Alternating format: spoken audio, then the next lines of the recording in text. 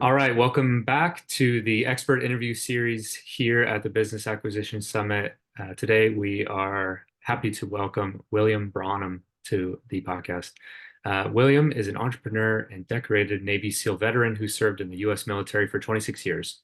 During his career, he spent time as a sniper instructor, led teams on operations in Iraq and Afghanistan, and participated in undersea missions, which required personal approval from the President of the United States. After retiring from the military, William now shares his life lessons as a speaker, author, philanthropist, and business leadership advisor. He's the host of the Navy SEAL Mindset podcast and author of 5 SEAL Secrets: Learn to Think Like a Navy SEAL. Welcome, William. Thank you for having me on here. I'm stoked to be here. Yeah, Although I absolutely. could be on the wrong show because you said something about being an expert, and I'm not sure if I'm an expert in anything, but Okay, well, we can just edit here. No, I'm sure no one listening after hearing about your background there would agree. So really looking forward to diving in here. And yeah, we kind of gave you the intro there, but maybe just talk a little bit about your background, kind of what got you started on this path in life, and where you came from. so I guess my background is was poor white trash in a little town in Meridian, Mississippi. At least that's what they called me. Country bumpkin, poor white trash, all sorts of things, which is funny. A bunch of other southern whatever people down in Mississippi. That's kind of how I grew up. I was super poor, like free lunches, poor. But I was heavily involved in the Boy Scouts. Um, my dad was retired Navy Seabee. He was a truck driver. Um, Not super supportive of me trying to play sports and things like that. He wanted me to focus on academics, and I was not a smart kid. At least I didn't think I was smart. But heavily involved in the Boy Scouts. I always knew I wanted to be part of some sort of small elite military organization, and but I didn't know what that was. I was thinking like Green Beret, Marine Force Recon Sniper, Army Ranger, something like that. Those are things that I knew about, because John Wayne was in the movie Green Beret. John Rambo was apparently. I was just on another podcast with a buddy of mine who was also in the SEAL teams, and he told me that John Rambo was also a Green Beret. And all this time I'm thinking he was an Army Ranger. So I have to go back and watch the movie First Blood to get the real answer. But um, so I went to this national jamboree as a Boy Scout. I eventually became an Eagle Scout, but I went to this national jamboree, met Steven Spielberg and some other cool people there. President Bush 1 came out and visited us.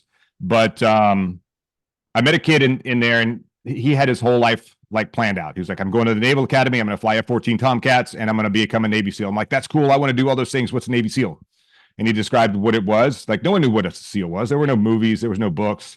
Maybe the movie Navy SEAL had just come out with Charlie Sheen way back in the day. But I certainly didn't see it. I was, also very Southern Baptist Christian. And so my mom wouldn't let me watch anything that had any sort of violence or anything like that.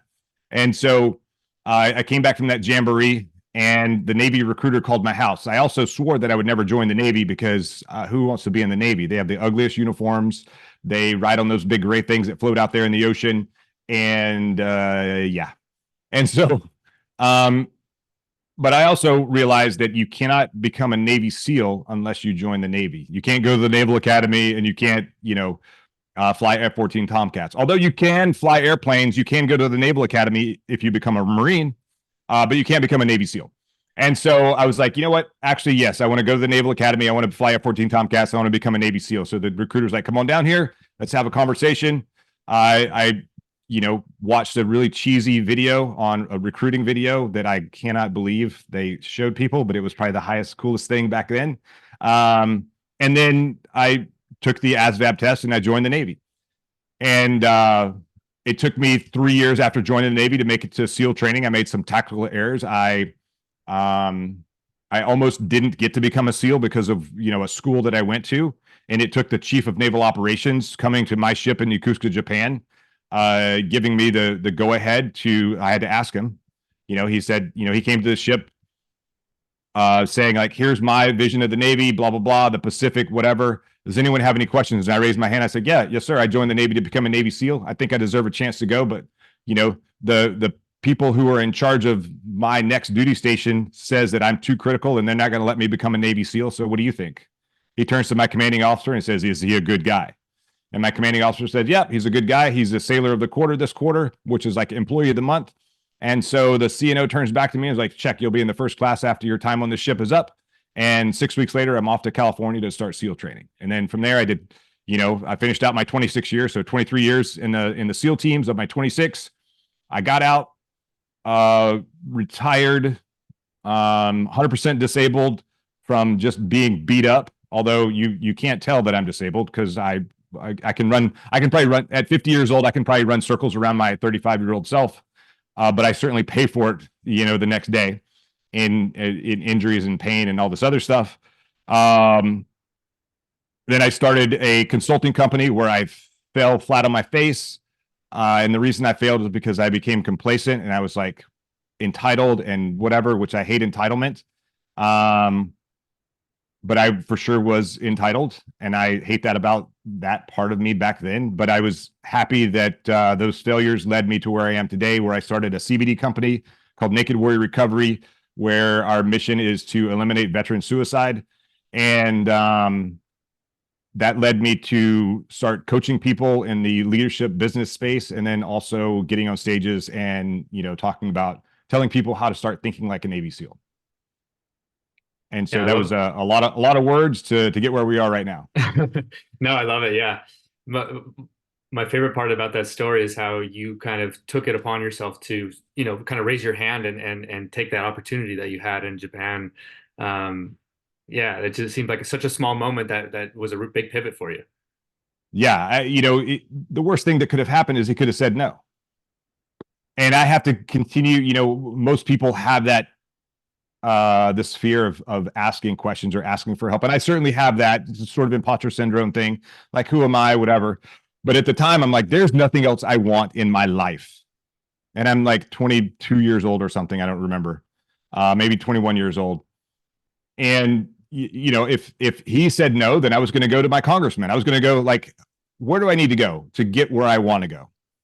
And I find that the older we get, the more the more compliant we get, because I believe society is trying to create compliancy so that we don't really think for ourselves and we are more dependent on whatever government, society, you name it, pharmaceutical.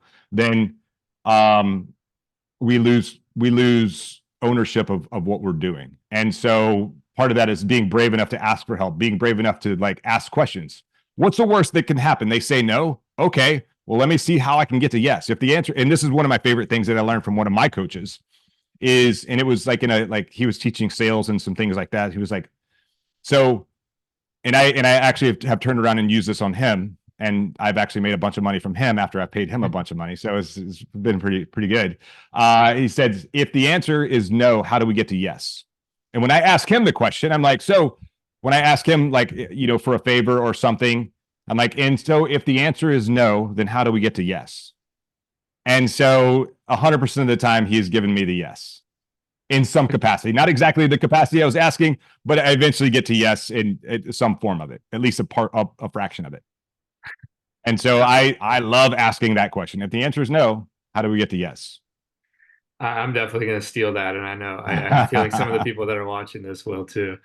Well, that's awesome. Before I jump into kind of post military career for you, I know your book is about some of those lessons and those philosophies that you took from your time in the SEAL teams, and I think it's kind of baked into the Naked Warrior Recovery, right? The acronym of Naked. Can you talk a little bit about that stuff and how it's helped you both in the military and in life?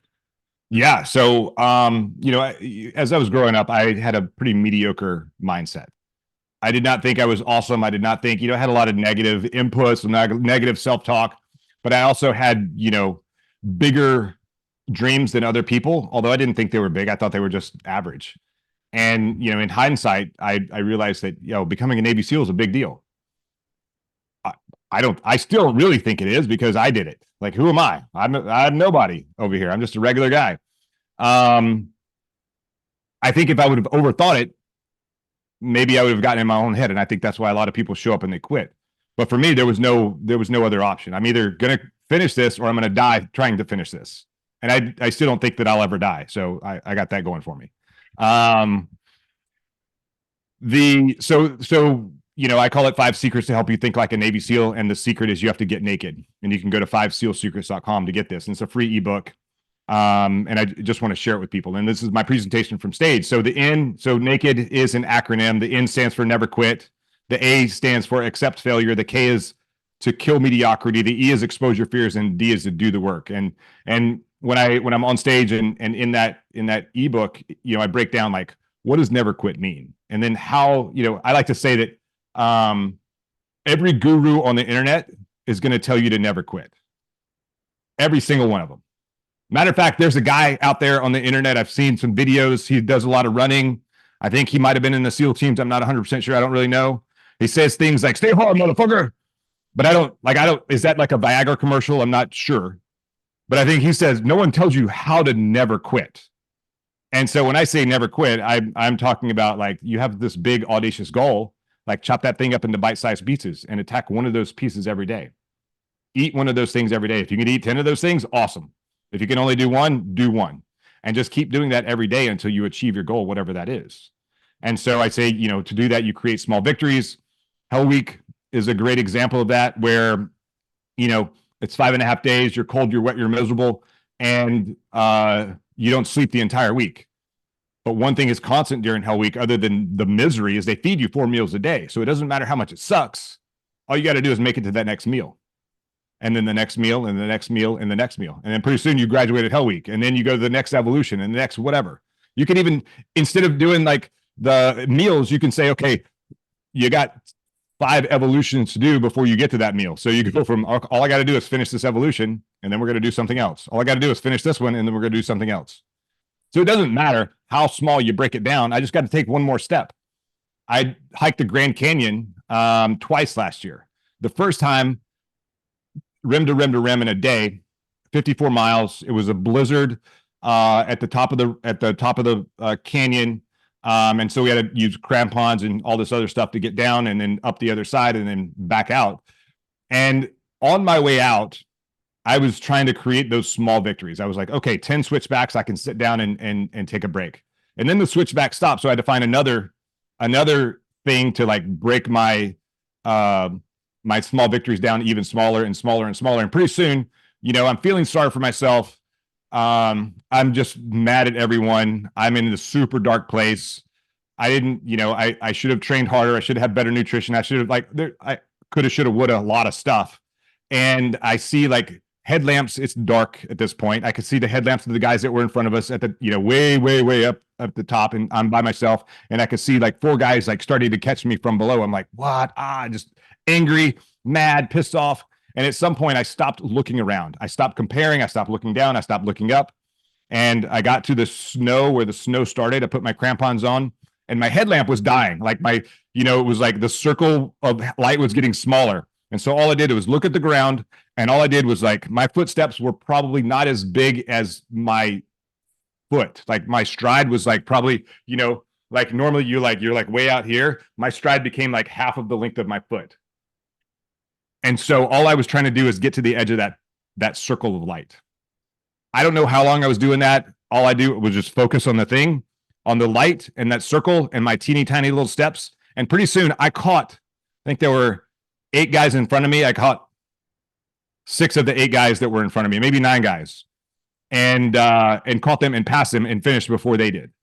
But it was because I stopped comparing myself. I stopped looking around. I stopped thinking like, this is so big. This is so audacious. This is so overwhelming. Focus on the teeny tiny steps that I'm taking right now. And so that's when I talk about, never quit. I mean, like break everything down as small as you can and just keep going until you finish. Accept failure. Failure's been the biggest, teacher of my life. Mediocrity is, we get sucked into scrolling our phone and then making excuses every day. Fear, again, going back to being overwhelmed. I don't like, how will I ever get out of this? How will I ever do this thing? But it all comes down to doing the work at the end of the day. Like if you show up, people talk about overnight successes. And when I say do the work, I'm talking about forget about instant gratification. We're very good at instant gratification. We got these things that we scroll all day. They give us a dopamine hit. They make us feel good. They whatever. Instant gratification. We want to be praised. When you can stop worrying about being praised, when you can stop worrying about people appreciating the work that you're doing, looking for any kind of recognition for what you're doing, and you just put your head down and you take these little baby steps and you don't look up, and then you look up 10 years later and you're an overnight success, people are going to be like, wow, how did you do that? That's what doing the work is all about. And that's what it's all about. It's okay to fail. It's okay to be afraid. Just get out there and do it anyway. Yeah, and I love that. And especially, like to get to those places that you're trying to go, I think sometimes it can be overwhelming to think of like, wow, that's such a big goal, or that seems so far away. But that chunking it into those little steps can be such a game changer, right? Yeah. And Napoleon Hill wrote a book, Law of Success. And he talks about you being very much into the thing that you're doing, it having a definite purpose. And oftentimes taking those very small, insignificant steps, small and insignificant steps, that's what they are.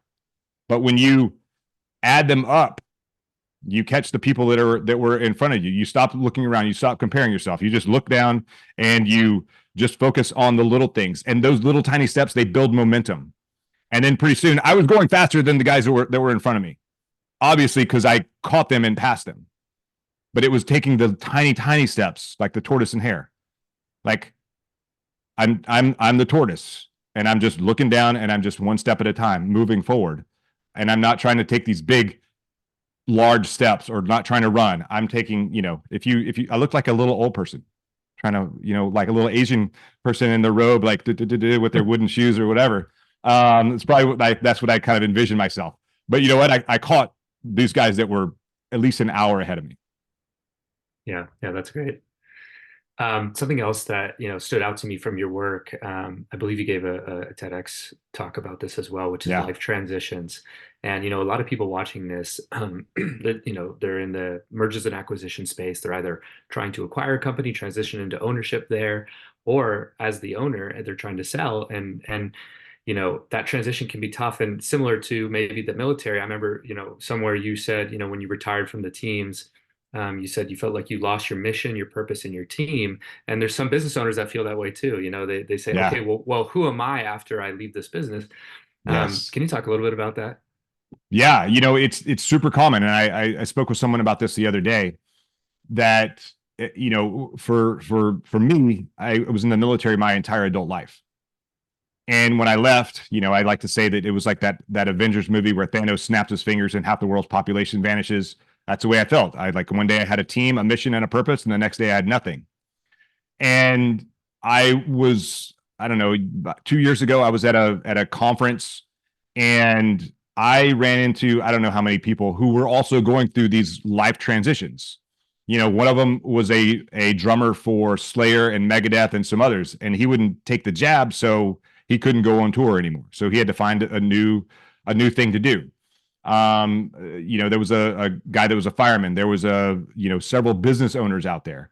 Matter of fact, one of my coaches and good friends is he took a company that was doing $300 million a year, a real estate company, and sold it.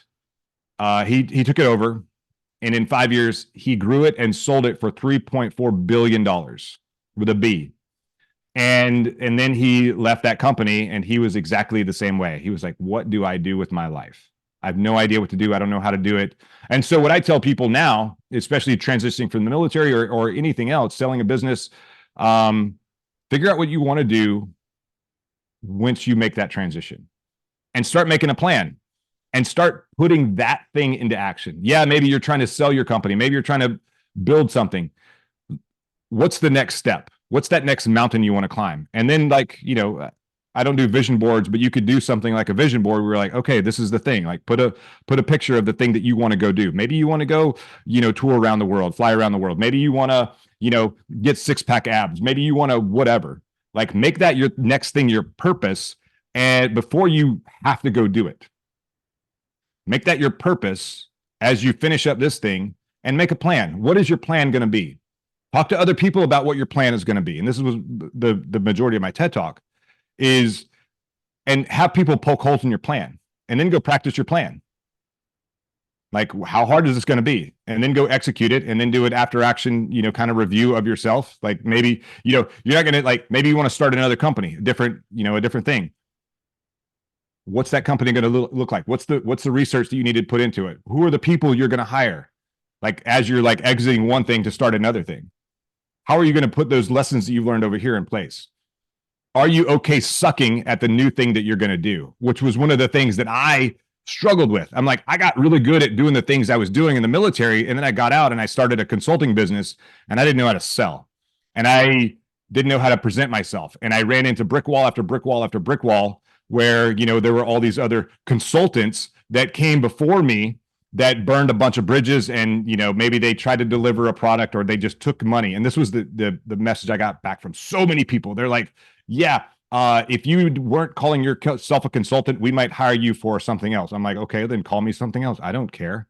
Like, I can't tell you how many of those meetings I was in. They're like, yeah, consultants suck it, Trebek. If you were an advisor, sure, maybe we could have a conversation. I'm like, it's a word. Who cares? And here's my Rolodexes, here's my skill set, and here's the things that I want to do for you, and blah, blah, blah. And they're like, sorry, consultant, we don't do consultants. So, so that was, I wasn't okay sucking. And it wasn't until I got okay sucking. It's funny. I was on a podcast with another, a Canadian military guy. And I think, so I have, my, main tagline is get naked. And then on that episode, I think I said, I need a shirt that says just suck. Like, I don't know, like get naked and just suck. Like maybe that's not going to go over that well, but the message, if you understand the message, it totally makes sense. To get naked, think like a Navy SEAL, take your ego, your armor off, whatever. And yeah, within and this suck. context, right. Awesome. Out of context is a little crazy. But I mean, on a marketing side, it certainly gets your attention. Right. So I forgot where I was going with that. Oh yeah, transition. So basically make a plan and, talk to people about your plan. Hey, I want to go do this. I told a bunch of people I wanted to become a Navy SEAL. Most people didn't know what that was. And the people who did said, you're never going to make it. I'm like, okay, good. I proved every one of them wrong. And, like I said, I was, poor white trash in Meridian, Mississippi, or Collinsville, Mississippi, wherever I'm from. And to date, I am the most successful person from my high school. Yeah. To include, and I had a 2.33333333 GPA graduating high school. Yeah, no, that's great. But it wasn't easy. It was a lot of failure, and I had to like figure out what I wanted to do. Like all the things I do now are all things I swore I would never do.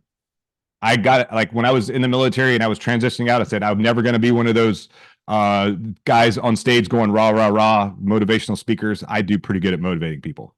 I'm never going to be one of those weird life coach whatever you people. I do a pretty good job of that, and I do fall in that category, mostly on the leadership side, business side, and I'm never going to be in sales. I sell all kind of stuff.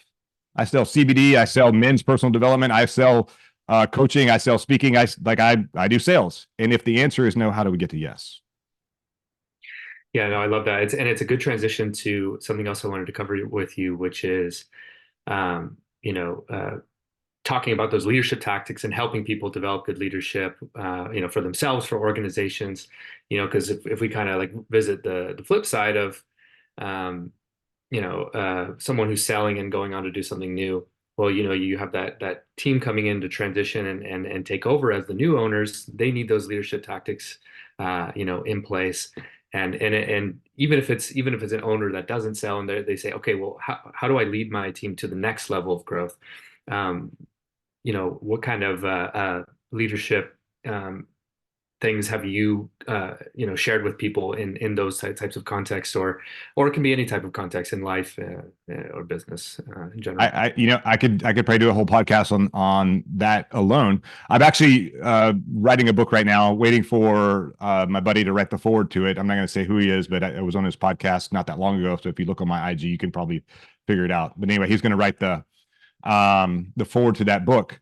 And it's called Mission Ready, and I'm co-authoring it with an HR professional She's been in the HR space for 30 years. I was in the, in the military, and now I'm at about 30 years, 30 plus years of doing leadership myself. And I like to look at leadership through the lens of a gunfight.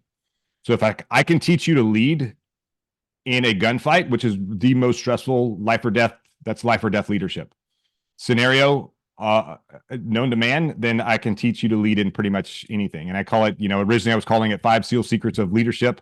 Number one, I say, multitask like a Navy SEAL. So when you're in a gunfight, there's only 3 things that matter. You need to be able to shoot, you need to be able to move, and be able to communicate. And so if you're moving, you can't shoot effectively. If you're trying to communicate, you can't shoot or move effectively. If you're trying to shoot, you can't communicate or move. So to do each one of those things effectively, you have to stop doing everything else and focus on that one thing. Everyone, I do workshops for organizations all the time, and that's one of the things. My first question is, who's here is good at multitasking? Most people raise their hand. They're like, I could use some help with it. I try to do a better job. I'm like, here's the bottom line. There's no such thing as multitasking. You can only do one thing really well at a time. And I can, kind of break that down into kind of answer your question. And I'll just use a generic corporate scenario. And it actually was real in the military. Let's say I come into your office and I say, Michael, I have this issue. I've got this thing that I'm working on. I'm having a problem with maybe another coworker or something, or trying to figure this thing out. And you're busy working on another project. You're writing an email, you're doing something, you're communicating with some other people, and you're kind of half-ass listening to me, and then kind of half-ass doing your job. So you're trying to multitask. I can hear you and understand everything you're saying while I'm busy doing this other thing. You actually can't. You can't process what I'm saying to the level that I need. And you can't process putting the words on that computer or whatever the thing is you're working on if you're trying to process what I'm doing. I equate that to being on the battlefield. I would wear two radios, and I would have two different two radios, one going into each ear. So I could monitor what was going on. But when things got spicy on the battlefield and I needed to focus on one thing, like where the action was, I would turn the volume all the way down on the other radio so I didn't have that chatter. It was distracting. So, and then I might get on the radio and say, all right, everyone get off and only, pass whatever needs to happen. And I would have a more powerful radio than everyone else, so that I could get out there so I didn't get distracted by this other noise. I could focus on the thing that was important at the time. And once that problem was solved, I would turn the other radio on and start, getting that input from the other channels that I needed to get. So we can only focus on one thing at a time. So that's, secret number one is, multitask like a Navy SEAL. There's no such thing as multitasking. Number two, I like to say leaders get no bullets. And this kind of goes back to sort of a little bit of what you were saying is when we were training guys to be in a gunfight, I would position myself as a senior guy next to the brand new leader. And I would say, here's the deal. You're in charge. You know what calls need to be made. You know what, we've practiced this enough. I will never supersede your authority on the battlefield because your job is to lead. And so we go out, we get in these gunfights, and I get to shoot now because normally as a senior guy, you don't get to shoot as much. And so I get to have fun and whatever and evaluate, my new leaders. And, 100% of the time they just start putting rounds down range. They're doing their job as in a gunfight is to use your gun. Well, as a leader, that's not your job. You have a big radio on your back. There's much bigger guns in the sky, or there's bigger guns back at the headquarters. But your job is to maneuver your team around the battlefield. And so, these targets would pop up. They're shooting back at us. The new leader would continue to shoot. And I might say, hey, what's the call? And he's like, he would stop shooting. He would look around, and then he'd go back to shoot again. Hey, what's the call? Eventually we would move, we would maneuver and whatever. And I would let him do a few runs like this. And like after the maybe third or fourth run, I would not let him take bullets into the gunfight. Again, it's all training. And so now he feels completely neutered. I've taken his authority, his power, his whatever away. I've taken his manhood away because he can't shoot now. And we get out there, we get in the gunfight, targets are popping up, and he can't shoot. So now he's forced to actually look at the terrain. What does the terrain look like? What is the enemy situation? Where's the enemy on the battlefield? Where is my team on the battlefield? That's kind of an important aspect. So now he looks around. And I will say, what's the call? And if he still doesn't know, I might pimp him with a little bit of information. I will never, ever give them the call. They should know what the call is. If I'm spoon feeding them, then they're not going to learn. If I'm telling them the answer, they're not going to learn. They have to go out and do it right, do it wrong, fail, and then we correct it, in the debrief. And so eventually, I might say, what about that hillside right over there? What if we, maneuvered around it? There's a call for that. And then he would, look at it and process and look around. Maybe there's something better. Maybe I'm messing with him. And he's like, okay. And he makes the call and we do that. Okay, check.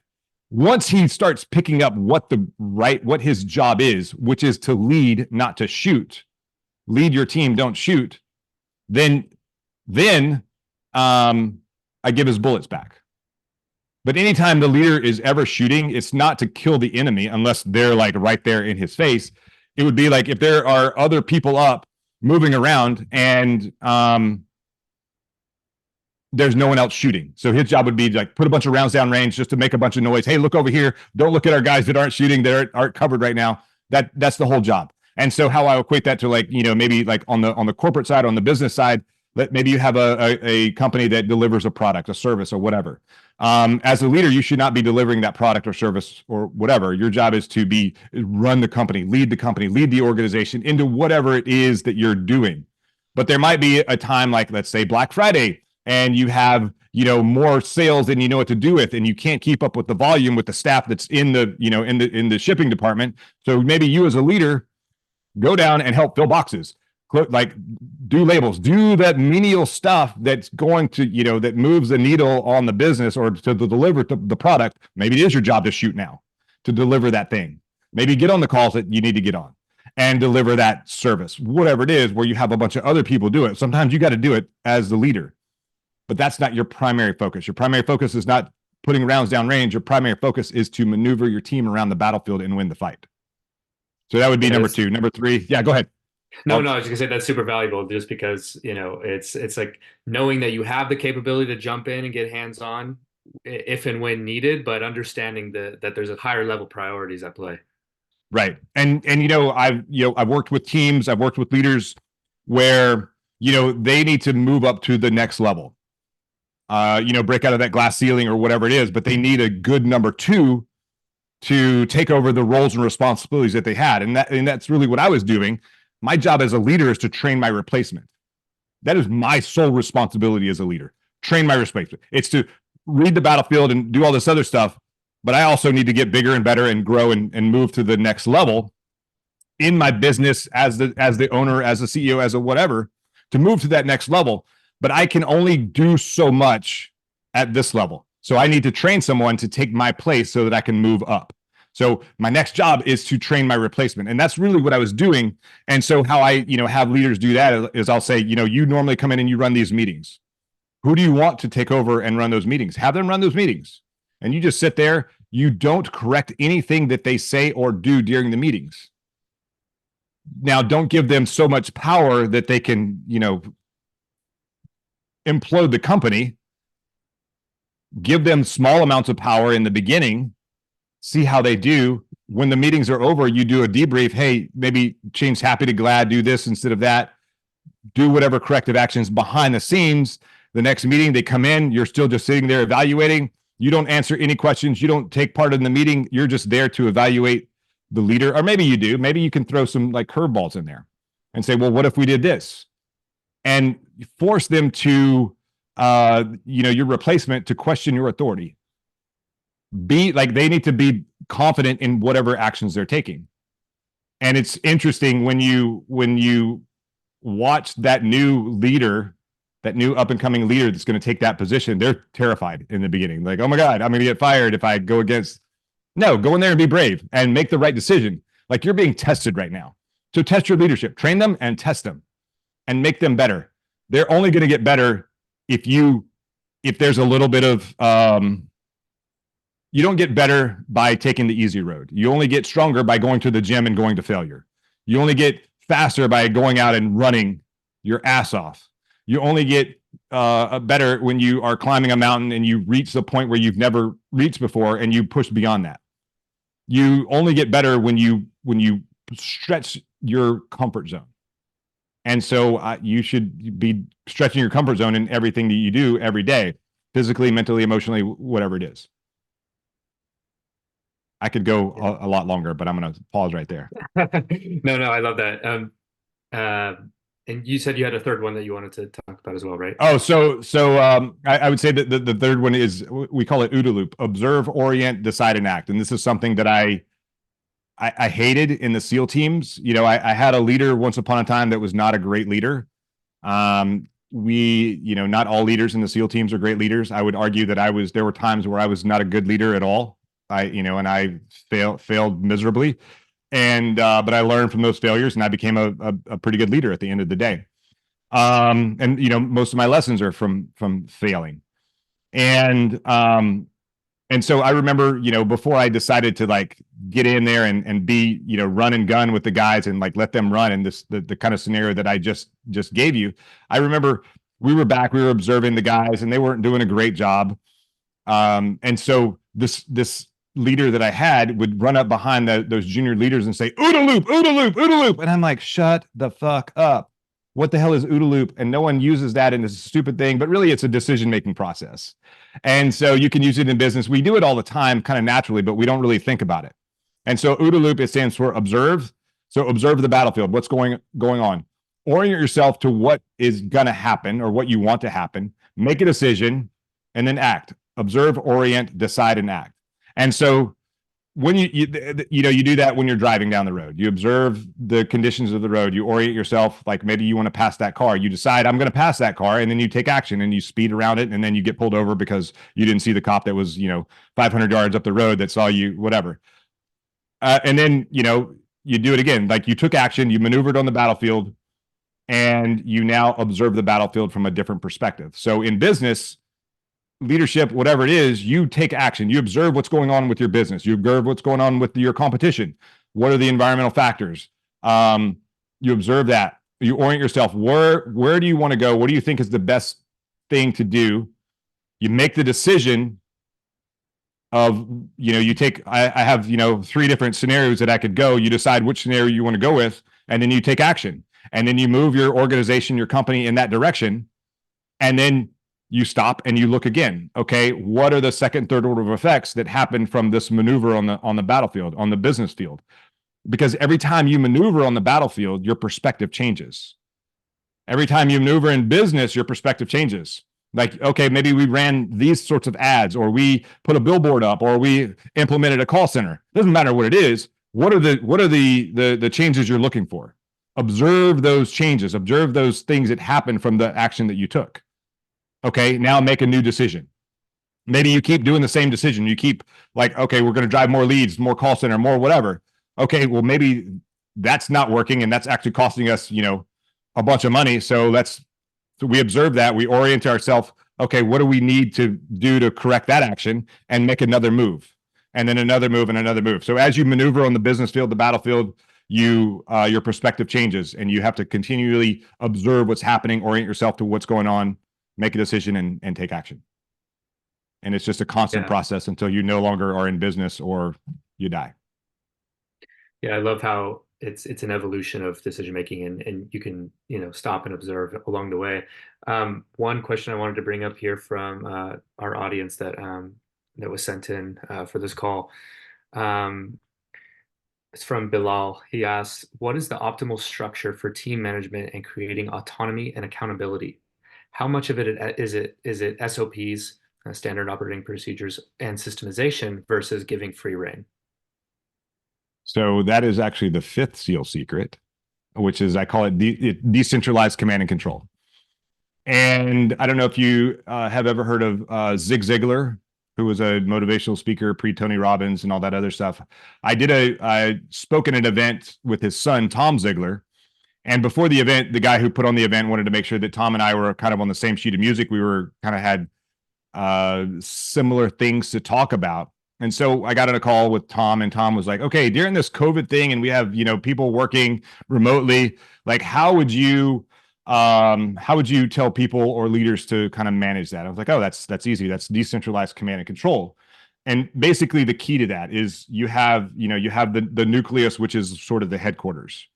your command and control element that are, passing orders out. And then you have teams spread out around wherever. You could be Afghanistan, Iraq. It could be Apple or Google or whatever with, all the remote work that's going on. It could be, we're just clearing a building. And the way we used to clear a building is we would, breach the door, go in, 4 to 6 guys would go in. And then, me as a leader, I would come in and I would start directing traffic. I'd be a traffic cop and I would tell people what to do and where to go and how to do it. And what we learned is that it was extremely inefficient, very ineffective as well. And so when we taught our guys how to make their own decisions and we trusted them, we became much more effective and much more deadly on the battlefield. So the way that you create that autonomy and is you have to build trust and you have to trust your team. And I trust my team explicitly. I'd never question if they say, hey, we're going to go do this thing. I trust that they're going to do it. But the reason that I trust them is because they have been trained to the nth degree. They've been trained to failure. They've been put in every scenario that you could possibly imagine and some that you can't imagine. And even that's not enough, because when you get on the battlefield, when you get into the real world, things happen. And you're like, how did I not plan for that? That was some wazoo thing, or there's no way we could have planned for that. But we have such a deep level of training and such a strong foundation of TTPs and SOPs. We know about what the right thing to do is, no matter what the scenario that pops up. And so it's awesome. Like in training, one of the things that makes the SEAL teams, and I'm going to rub some people wrong when I say this, one of the things that make the SEAL teams better than the other special operations forces is the level of training that we have. And I know this because I have friends that were MARSOC Raiders, Green Berets, Army Rangers, like awesome dudes, awesome organizations. I love them all. We're better trained. And I know that because I talk about our training and they talk to me about their training. And they're like, you got what? We train for 18 months before we go on a 6-month deployment. They'll go on a 6-month deployment. They'll come back for 6 months and get some training here and there, and then they'll go deploy again. They might get more deployments in. That does not make them better than us. They have different experiences. And so we'll go over, we'll deploy, we'll learn a bunch of lessons, we'll bring those lessons back, and we'll incorporate those lessons into the next team that's going out the door. Like halfway through the deployment, we do a full, after action review. Here's a mid-deployment, whatever.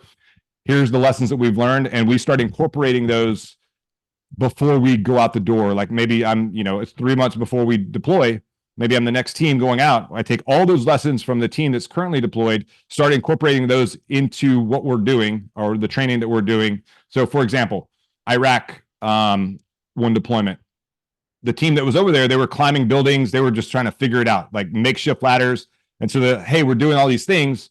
If you can learn how to figure out the right equipment before you come over here and learn how to climb buildings in an urban environment, like up to 3 stories, that would be really helpful. So we went and found some of the best climbers in the world, hired them to come teach us how to figure out how to climb buildings. What equipment do we need? We need to be light and fast and strong and durable. And you know what? We've started climbing buildings and the freaking walls fell on us, but whatever. That was just because of poor construction. But we learned how to do that because the guys that were in front of us gave us the information so we could go train for it. So we train our team to the nth degree so that we can give them the autonomy to go do whatever they need to do. And that's the biggest problem with most organizations is they don't train their people on how to do it. And then they don't trust their people. So now you turn into this sort of micromanage thing that goes on. And, the leader doesn't trust the subordinate. Well, you didn't train them how to do it. Train them and train them again and test them, train and test and train and test until you trust them.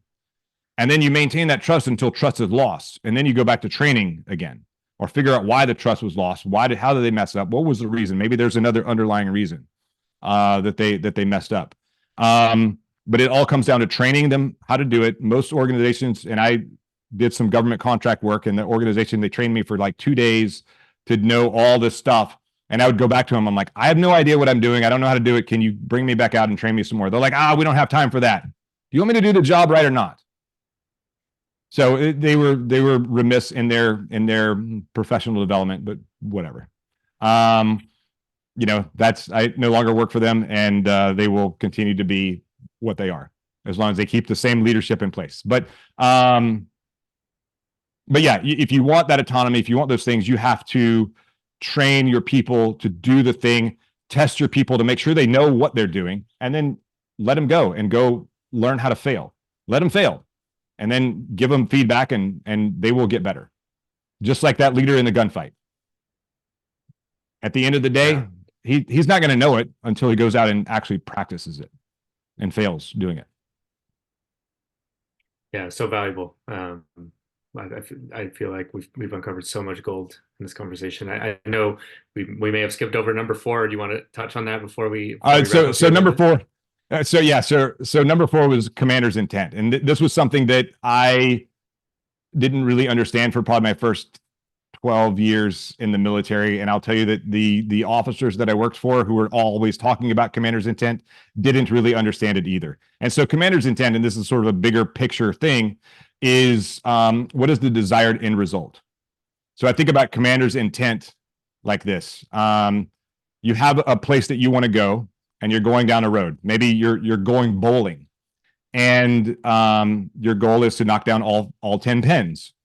Well, commander's intent gives you the bumpers that cover the gutters so that the ball doesn't go into the gutter. Like, as long as you stay inside those, those gutters, or you're driving down a road and you stay those guardrails on the side of the road. As long as you don't like go outside the guardrail and fall to your fiery death down below, and you keep going, you're good to go. So I say it's as long as you're legal, moral, and ethical, and you're going in the direction of the mission, of the intent of the organization that the leadership puts out, the intent, then you're good to go. You're following commander's intent. But when you allow your organization or your team to go outside of these boundaries, then you're not following commander's intent. So commander's intent is really the road guards, the guardrails that keep you in line, going in the direction that you need to go.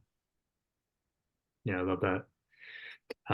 Just before we wrap up here, anything that we didn't talk about today that you want people to know about you, about the lessons you've learned, anything like that?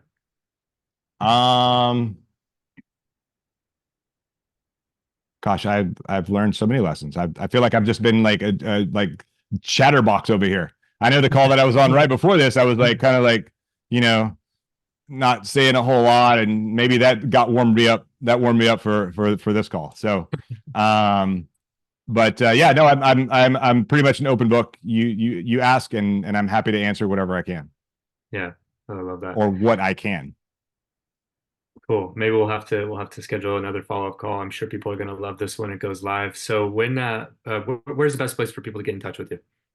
I would say, go to the website, 5sealsecrets.com, the number 5, SEAL, SEAL, like Navy SEAL, 5sealsecrets.com, and put your info in there. If you want to reach out to me, I will send you it's a link to that ebook on, again, the secret is you have to get naked.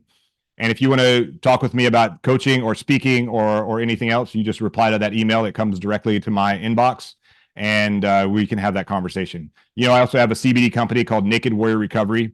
And again, our mission is to eliminate veteran suicide. Matter of fact, I'm currently in a lawsuit with another company about the name of my company. So another company, they have a bunch of trademarks for the word naked for some products they have. And so they're busy trying to sue me over here. And I'm like, okay, let's go. I don't care. And so I guess a follow-up thing would be, a final thing would be, I like to practice gratitude every day.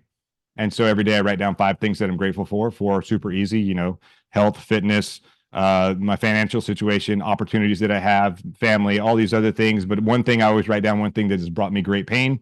And so, I'm grateful that I am being sued by this guy.